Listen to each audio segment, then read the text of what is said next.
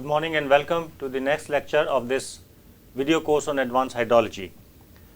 In the last lecture, we looked at an example of a momentum equation, application of momentum equation in the form of a 60-degree elbow as a pipe fitting. And we found out how much will be the force that will be acting on the elbow. Then we looked at the example of one-dimensional, unsteady, uniform flow. And then we took the example of steady uniform flow, one dimensional in the open channel. And we applied all the three basic equations, that is continuity, momentum and energy equations, to look at the basic equations that govern the flow of that kind. Then we looked at the energy equation derived from the Reynolds transport theorem in the form of the heat energy. Then we briefly looked at the transport processes, that is conduction, convection and radiation. And as part of the reading assignment, as I said that you are supposed to look at these transport processes and the associated equations. So we would end this chapter at this point of time, and today we will start the next chapter on the subsurface water from our PG book. So it will be the fourth chapter on subsurface water.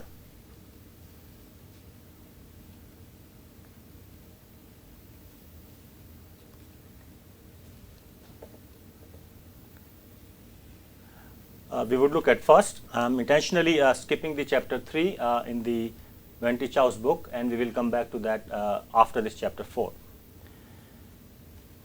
As the rain falls on a catchment, there are lots of processes which go on in the catchment in the form of runoff and infiltration and so on. So if we look at what happens in a catchment in a simple schematic diagram,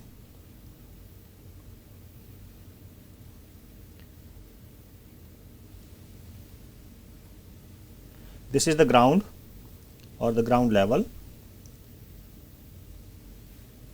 This is some stream or river, and this is the water surface elevation in the river.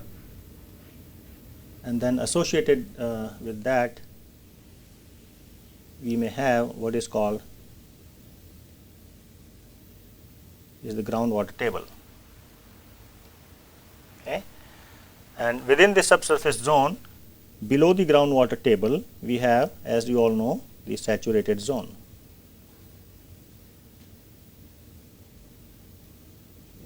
Okay. And this is what we call as the unsaturated zone of the earth, which is above the groundwater table. Right. On the ground, as you know, we may have lots of vegetation and trees, etc. Okay. And as the rain is falling, okay, some of this rain gets trapped onto the vegetation. All right, that is called the interception storage, but we will not go into the details of that. We'll come to that in the surface water chapter. Some of the rainwater that falls on the ground runs off in the form of runoff, and some of it goes into the ground, as you know, as infiltration. So the arrows here show what we call as the infiltration. Okay. Now within this unsaturated zone, we have a different phenomena or subclassification of this unsaturated zone in the form of what is called the capillary zone. Right. It may be it may have a variable length. All right. So this height you see, all right, this is called the capillary zone.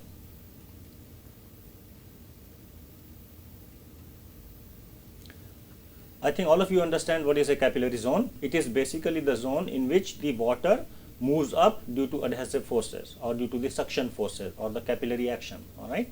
Although the total zone is unsaturated, that is, it has some moisture content, but which is not maximum moisture content, but still you have some water which is sucked up by the soil, which is called the capillary zone. Okay. Now what happens is, during the rain, you have the surface runoff taking place on the ground. You may have some lateral movement into the stream in the form of what is called the groundwater contribution. It is also known as the base flow. Okay. So, the base flow is the movement of water towards the streams or the rivers, all right, and when the groundwater conditions are such that the groundwater contributes to the stream, we call that as the base flow. Okay. And then within the unsaturated zone also, sometimes we may have the gradients in such manner that it will favor the movement of water like this, and this will appear into the stream, and this part is known as the interflow or the subsurface flow. Okay.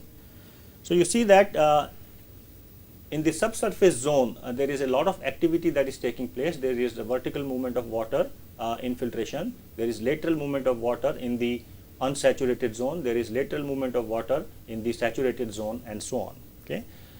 The laws of physics which we apply to all of these different types of movements of water in the subsurface zone is again very complex, and we will try to look at some of those equations in this chapter. Okay. Before we move on to that, it is important to understand certain basic definitions and certain fundamental concepts which we are going to use while we derive those equations. So, let us first look at a sample of soil. If we take a sample of soil from the unsaturated zone and we blow it up or we magnify it, how does it look like? Okay. So, let us say that this is your control volume or a sample of soil we have taken, which consists of some solid particles.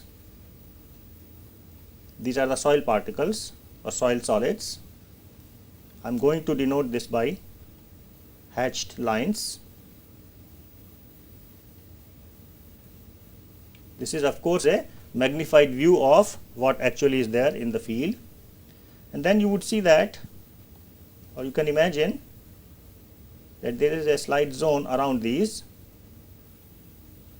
Can you think of what is it?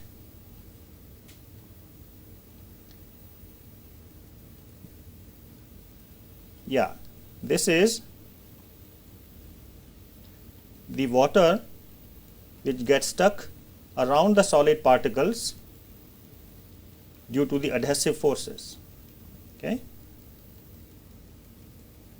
All right. So, what we are looking at is a cross section through an unsaturated porous medium.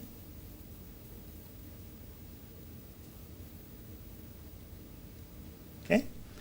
And if we denote it, this hatched portion is the solid particles or the soil solids.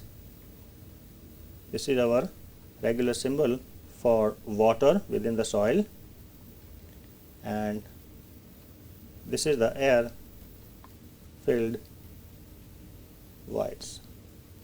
Okay. So, you see that this portion are the voids where only air is there. Some of the voids are filled with water, all right, due to the rainfall or whatever, and then we have the solid particles. All right. In the unsaturated zone,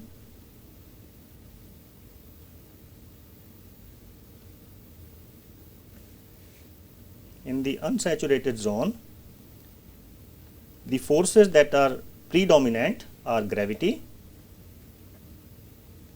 friction, and suction. As we just said, in the unsaturated zone we have the suction forces also dominating. However, in the saturated zone, suction is not important because soil moisture content is at maximum value.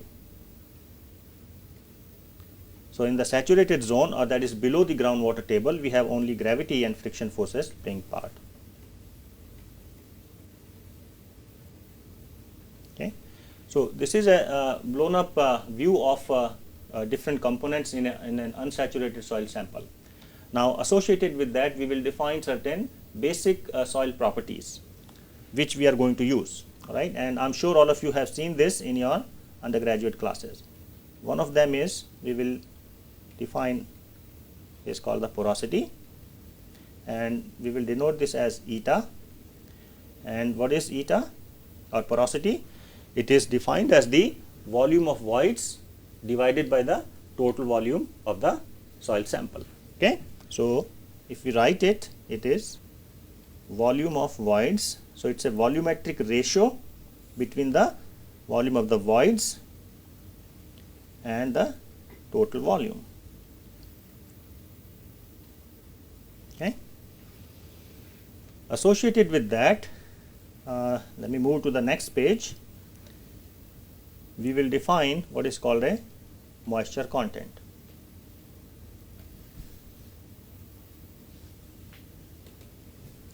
And how we are going to define, we denote this by theta in this course, how we are going to define the moisture content, which may be slightly different than what you may have studied earlier. In this course, we will take theta as the volume of water. So, again it is by volume divided by the total volume of your soil sample. Okay. If I go back, I would like to number these equations. This is equation number 1, and moving on, and I would call this as number 2, and I may be referring to these equations little later. Okay. Can you think of what will be the units of these two properties which you have just defined, that is eta and theta? They are the ratio of the volumes, so they do not have any units. All right. So, they are dimensionless numbers. Now, the value of theta will vary between what and what limits. If you think about it, theta is the moisture content in the unsaturated soil. What is the minimum value of the moisture content in the soil? Obviously, it is 0. Okay? Completely dry sample will have 0 moisture content. And what will be the maximum moisture content in the unsaturated soil? The way we have defined, that is volume of water divided by the total volume. Okay. If you think about it, it will be porosity. Okay. That is, if we keep on adding the water in the soil sample which is completely dry, the maximum amount of moisture the unsaturated soil sample can hold will be equal to its porosity, right. So, the maximum value of theta will be eta. Okay. So, you can say that for saturated soil,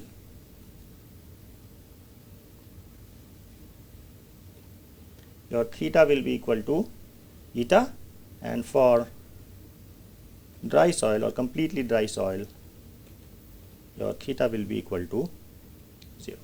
Okay.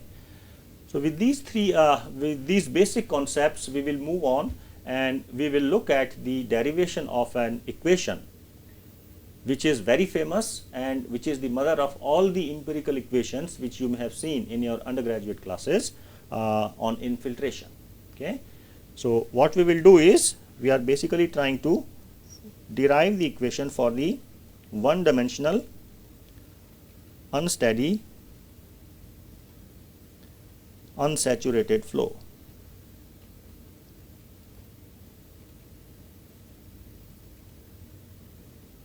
Okay.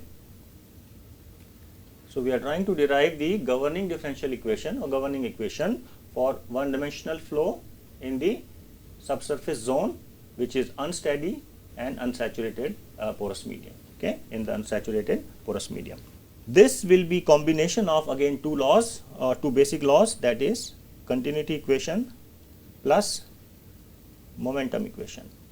Okay. So, when we combine these two equations, we will come up with what is called the famous Richards equation. Okay, which governs the movement of water in the unsaturated zone. Okay, and all the infiltration equations, for example, Horton's equation and Phillips equation and other equations which you may have seen, can be derived from this Richards equation. Okay. So, what we will do is, first we will look at the continuity equation part of the Richards equation, then we will write the momentum equation, and then we combine these two. Once we combine, we will simplify the whole equation and that will become your Richards equation. Okay. So, let us look at the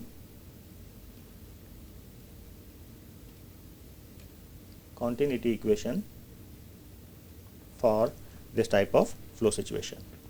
So again, what we do is we take a control volume approach, in which we take a sample or a control volume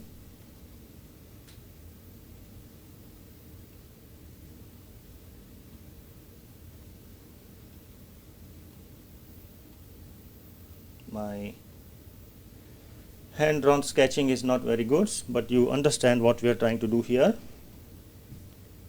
This is your x direction, this is our y direction, and this is the z direction or the vertical direction. We are taking an element which is of length dx in the x direction, dz in the vertical direction, and dy in the y direction. Okay, and we are saying that z is positive upwards and negative downwards. Okay, so let's say we consider an elemental volume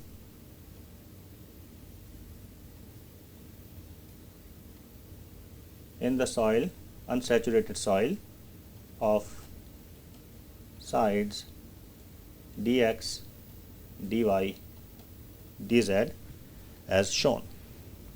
All right, and again let the moisture content in this soil sample be theta. Okay, so what will be the volume of this element? The total volume of this element clearly will be dx, dy, dz, right? So dx, dy, dz, that's the volume of any cube or parallelogram. What will be the volume of water in this?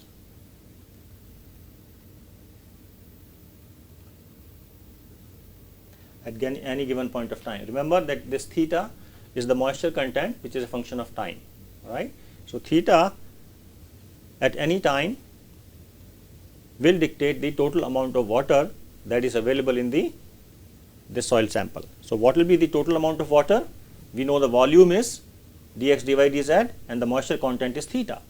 So the amount of water in this will be equal to, you can easily see, theta times the volume, which is dx, dy, and dz from the definition of our moisture content.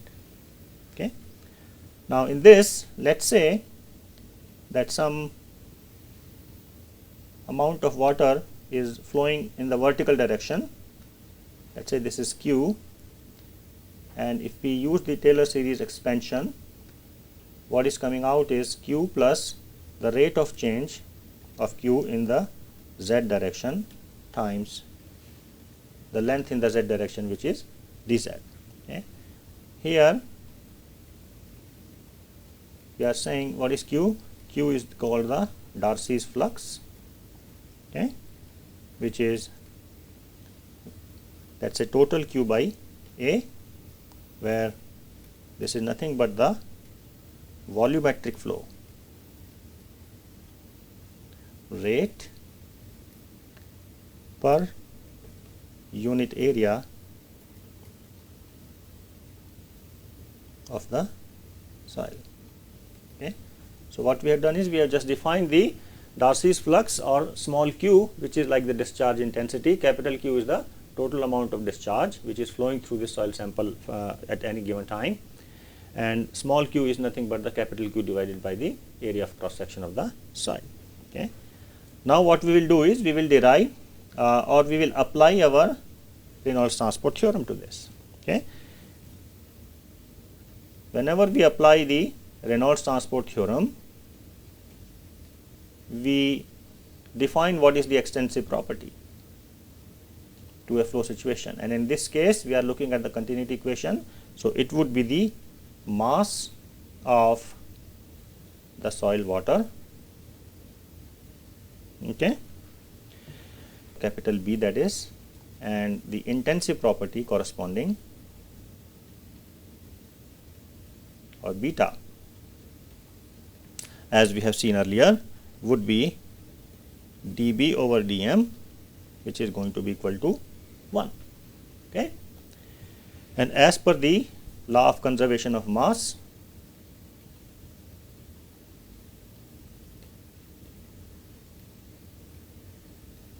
that is, mass cannot be created or destroyed. So this dB over dt, all right, should be equal to what? The time rate of change of mass, it cannot be created or destroyed, should be equal to 0. Okay, so the left hand side of this Reynolds transport theorem will be equal to 0. And now we write the two components on the right hand side. Okay, once we do that, or try to do that, we can see easily that we have 0 is equal to d over dt triple integral of your beta rho dV. Beta is 1 in this case, rho is the rho of the moving fluid, which is water, rho w, and then dV, okay, plus the extension, okay, is equal to 0. Okay, and I am going to call this as equation number 3. Okay, and here rho w we have taken is the density of moving fluid, which is water in this case. Okay, now we try to look at these two components one by one. Okay, if you look at the first one, that is d over dt of this over the whole control volume of your rho w dV is equal to what? Physically or in words, it is the time rate of change of extensive property stored within the control volume, all right, or the time rate of change of mass stored within the control volume in our case, right. This is nothing but, as you can see, d by dt of your rho w is the density of water, and dV, what is the total volume of water in the control volume? We have just written this down. If you go back, is this volume of water is equal to theta dx dy dz. Okay, so we write theta dx dy dz. All right, so this will then will be equal to, or let me say that here will be density is constant, so we come out of that. What about dx dy dz? Is it varying with respect to time? No, the control volume is fixed, so dx dy dz is constant, rho w is also constant, so that comes out of the brackets, and what we have is the then partial derivative del theta del t. Okay, and this I say is equation number 4, which is basically this one. Okay, so what we have written is the first part on the right hand side of the Reynolds transport theorem, which is rho w volume del theta del t. Now working on the second term, it is the flux of your extensive property, or the net outflux of the extensive property flowing across the control surface. All right, what we have is the two components. Inflow in the vertical direction is q flowing across what? Area dx dy. If you go back to the figure, you see q is flowing across this, you see this in this direction, the z direction. It is flowing across what area? Dx and dy. All right, similarly what is coming out is this one, q plus del q del z dz flowing across same area dx dy. So we write this influx and outflux. So inflow is v dot dA, v is the Darcy's velocity or Darcy's flux q flowing across the area dx dy. Similarly, what is outflow? It is equal to your q plus del q over del z over a distance dz. All right, this is the Darcy's flux multiplied by the area v dot dA, and area is dx times dy. Okay, so therefore your net quantity over the whole cross section of your rho w of v dot dA, that is what actually we have to write. What we have written here is the inflow and outflow, okay, but what we have to write is the rho w v dot dA. All right, so that will be equal to rho w q plus del q over del z dz times dx dy, that's the outflow, minus q over dx dy. I'm sorry, there is a rho w here, so let me put it here, rho w. Okay, so you have rho w q dx dy. Okay, we had seen earlier that when we write this flux term, the inflow is always negative and outflow is positive. So we have applied the same thing here. In front of the inflow we have put a negative sign, and in front of the outflow we have put a positive sign. So if we simplify this, it should be easy to see that this whole term then will be equal to, certain things will cancel out here, it's easy to see that it will be dx dy dz times del q over del z. Okay, and let me say that this is your equation number 5. Now what we do is we just make some algebraic manipulations. We use these two equations 4 and 5 and we put it back into 3. So if we do the operation, that is putting equation 4 and 5 into 3, what do we get? Well, we do that and divide this result by rho w and the volume, which is dx dy and dz. Okay, in the simplified form, what we are going to get is del theta del t plus del q over del z, this whole thing is equal to 0. This is my equation number 6. Okay, so what we have done is we have derived the continuity equation for the one-dimensional unsteady flow through unsaturated porous medium. Okay, so this is only the continuity part of the Richards equation. Okay, and going back again, because it is important, all we have done is we have taken a control volume approach in which we have defined its volume, moisture content, and then we have written the two components of the Reynolds transport theorem and simplified the resulting expression to derive this equation. Okay, so let me write it down that this is the continuity equation for one-dimensional unsteady unsaturated flow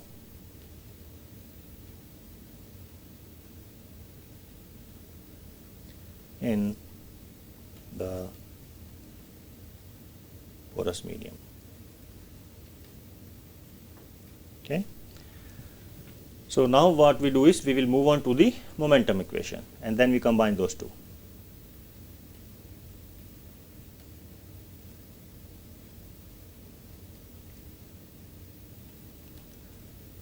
For the momentum equation, we had seen in the last few lectures, we looked at the momentum equation for the groundwater flow situation and also for the channel flow.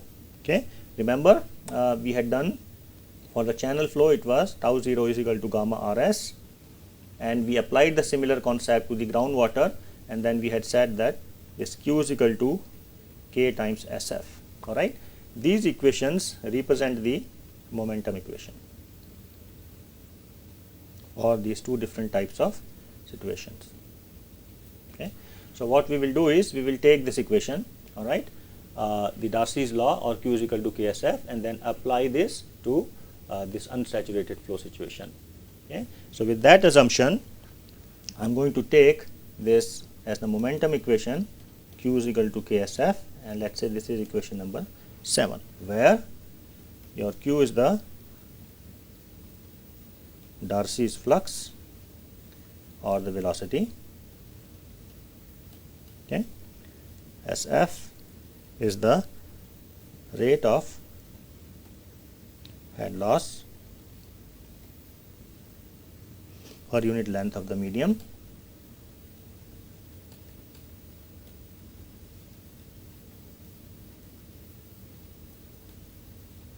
okay, and K, as you all know, is the hydraulic conductivity or permeability.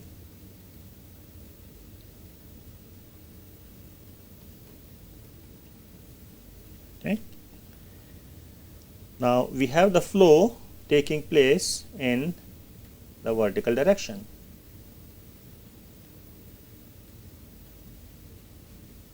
For this situation, we will take this head loss as del H over del Z, where H is the driving force or the head which is causing this water to move, all right. And due to our nomenclature, or the way we have defined our coordinates, as the Z increases, H decreases. So they are in opposite direction, so we take a negative in front. Okay. So we then have our equation as Q is equal to negative K of your del H del Z. Okay. So this is your Darcy's law or the momentum equation. Now what we will work is on this quantity H, which is the driving force or which is causing the water to move vertically downwards. Total energy H, okay, it consists of 3 components, okay, in the unsaturated zone of the subsurface flow. Okay. One is the suction head or suction forces which are causing the water to suck the water due to the capillary action. Other is the gravity force, which is the datum head, and other is the kinetic energy in terms of the velocity head. So if we write down these 3, then we have H is equal to psi plus Z plus V square over 2G, where psi is the energy due to suction forces or the suction head, Z is the datum head or the potential energy, and V square by 2G, as you know, is the velocity head or the kinetic head. Okay. In the groundwater flow situation, the velocities of flows are very small. In the channel flow, the velocities cannot be neglected because the velocities are quite significant, and V square by 2G will be quite significant as compared to Z, the potential and other energies. But here, in comparison to the Z and psi, this quantity, because the velocities are very small, we neglect it. We say negligible. So we say that this is 0. Okay. So the energy which is causing the flow of water in the groundwater or the unsaturated zone is nothing but the sum of 2 components, that is suction head and the datum head. Okay. Now I would like to look at this suction head little bit more closely for those of you who may not have looked at it earlier. Okay. In the unsaturated soil,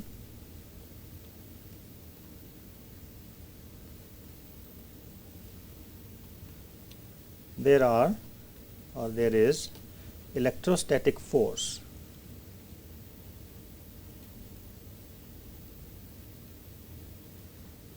which is acting between the water particles or water molecules and the soil particles.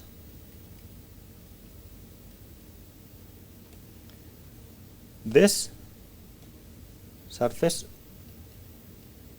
adhesion or this electrostatic forces in the form of adhesion draws the water into the soil up or down,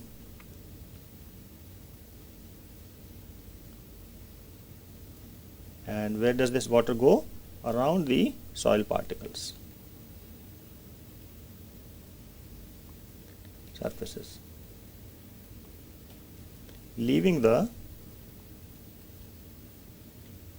air in the center of the voids.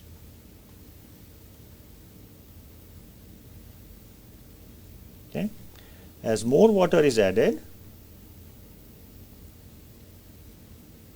in the form of rainfall, that is, what will happen? More air will come out of the soil and water will replace that. The air exits upwards and the area of free surfaces diminishes within the medium.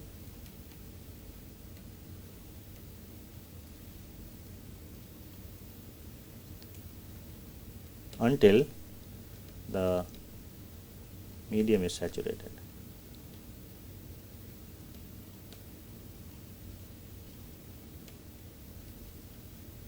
Okay.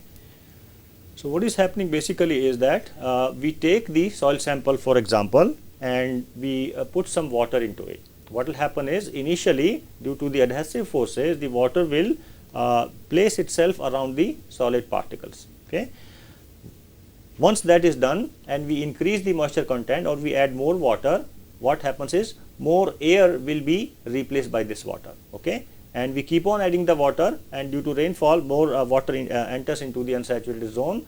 What happens is that the unsaturated zone becomes completely saturated. All right. So what we'll do then is, we will look at this kind of situation and then how we can write this, the momentum equation. Okay. Okay, so what we have is, we have two components of this energy which is driving the water in the unsaturated zone. Okay, and we have written this as H is equal to suction head plus the datum head. Okay, and I'm going to call this equation as 9. Okay, now in order to derive this momentum equation for this flow situation, what we do is we put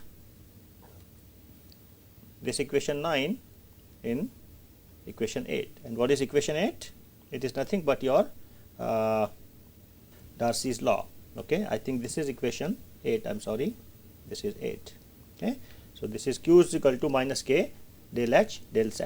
Okay, so if we do that, then what we will have is Q is equal to minus K del of psi plus Z over del Z. Okay, and let's say this is my equation number 10. And this is equal to, we do slight algebraic manipulations here. So it's the sum of two variables. We take the derivative. So what we do is, we have del psi del Z and del Z del Z. All right. So for that, we have K. For del psi del Z, we have, using the chain rule, we write this as del psi del theta and del theta del Z. Okay. Because we have the theta, which is the moisture content, which is varying as a function of time. So we want to involve that, plus the second term is K times del Z, which is 1. Okay. Now what we do is, we define a soil property D as K times del psi over del theta, which is this quantity. Okay, and this is called soil water diffusivity. Okay, and its units will be L square by T, for example meter square per second or meter square per day, whatever way we want to define it. Okay.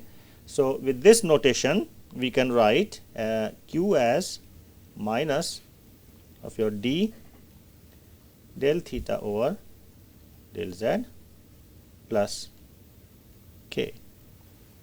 Okay. And this is, let us say, my equation number 11. Okay. Now, what I do is I substitute or combine 11 into my continuity equation, which is 6. Okay. What do we get? Let me go back and see where is my equation number 6. This is my equation number 6. Okay. So, for Q, which I have just derived, I put that equation here, take the derivative of that with respect to z, put in this equation 6 and simplify. What I will get, I am not going to do that, you can verify that. You have del theta over del t is equal to del over del z of d del theta over del z plus k, and this is my equation number 12. Okay.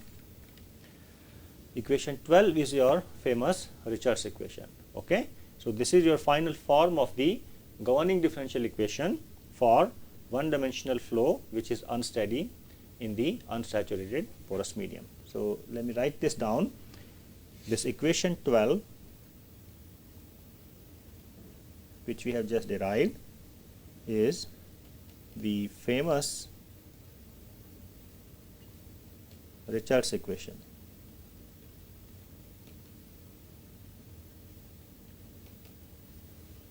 Which is the governing differential equation for one dimensional unsteady unsaturated flow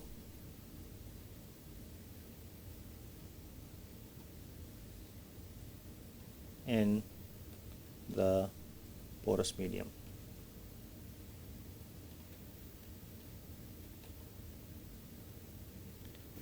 It was first represented or derived by Richards, as the name suggests, in 1931. Okay. And many people or many researchers have taken this Richards equation and made certain modifications, made certain simplifications, some assumptions, and derived some other types of equations of infiltration in the unsaturated zone. So, now what we will do is we will move on to some simple things and look at the infiltration process and some of the equations which you may have seen in your earlier classes. Okay. So, first of all, let us define what is infiltration, and then we will look at some empirical equations.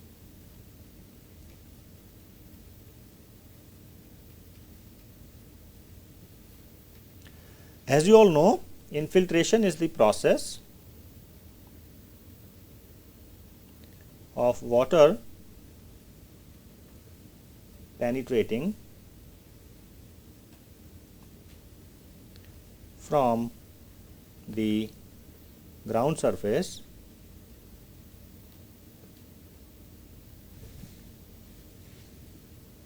into the soil. Okay. So, very simple, right? What are the factors on which infiltration depends? I am sure you may have seen this earlier. There are two main factors on which the infiltration depends. All right, the magnitude of the infiltration, that is with respect to time. Okay.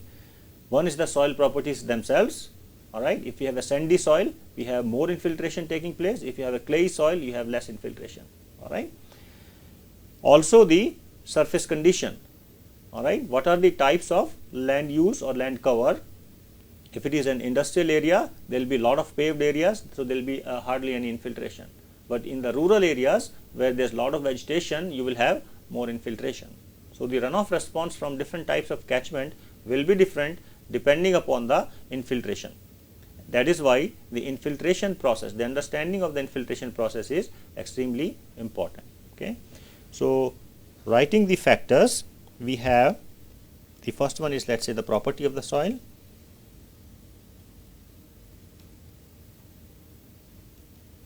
In which it may be the porosity, the hydraulic conductivity, the texture of the soil, and so on.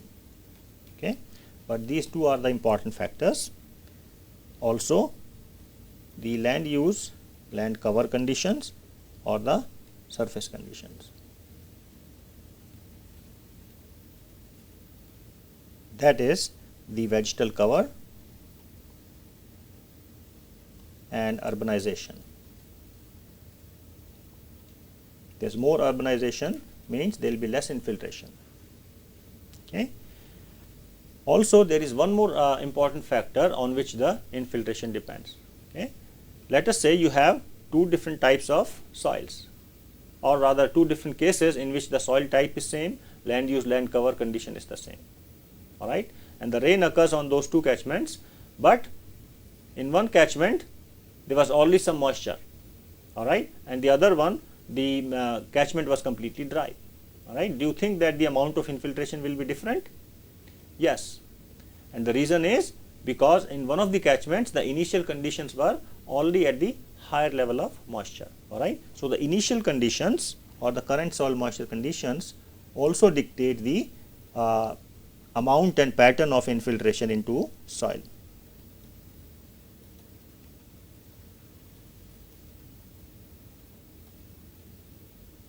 Okay, or initial conditions.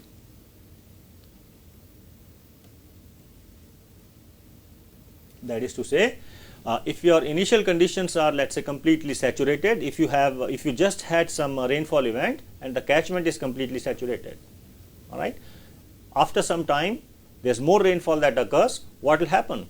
There will be hardly any infiltration and most of the rain that falls will become surface runoff, okay, as opposed to the case when you had very dry catchment. So, lot of water will be going as the storage into the infiltration and underground. Okay. So, with this we move on and we look at what happens when the water goes into the ground. Okay.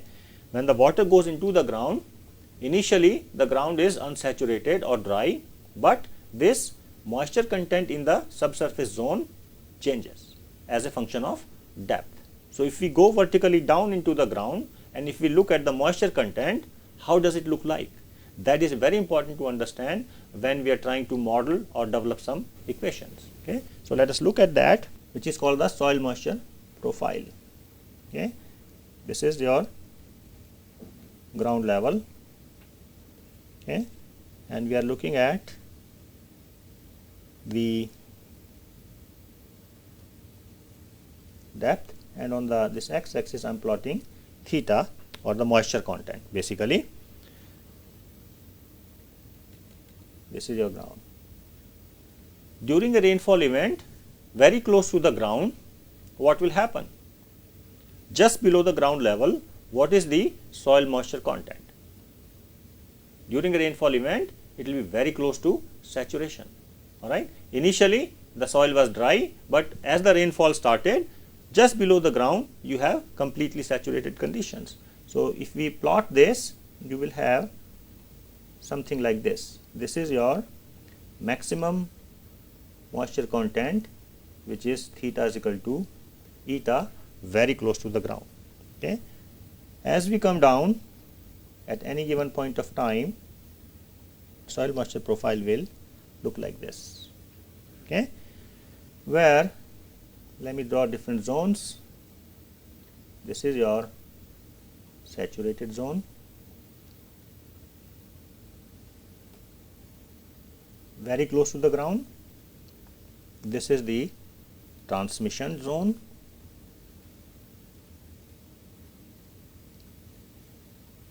okay, and just at the point where the moisture content changes very sharply, this is called the wetting zone,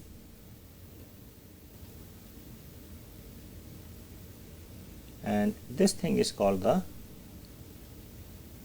wetting front. So what is happening is in the transition zone the moisture content reduces, all right, slightly, all right. It is almost constant here, but as we go down, because initially the moisture content was very little, it was almost dry, the soil was almost dry. So what we have is a very sharp decline in the moisture content, okay, at the wetting front. Okay. So let me just rephrase it. In the saturated zone just below the ground during a rainfall event, which is near the surface, okay, you have your theta is equal to maximum, which is equal to the porosity. In the transmission zone,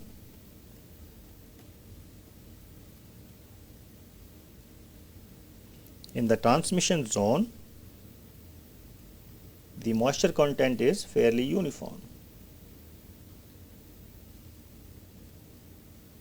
and theta is less than eta. And in the wetting zone, theta decreases with the depth quite rapidly. Okay. And what is a wetting front?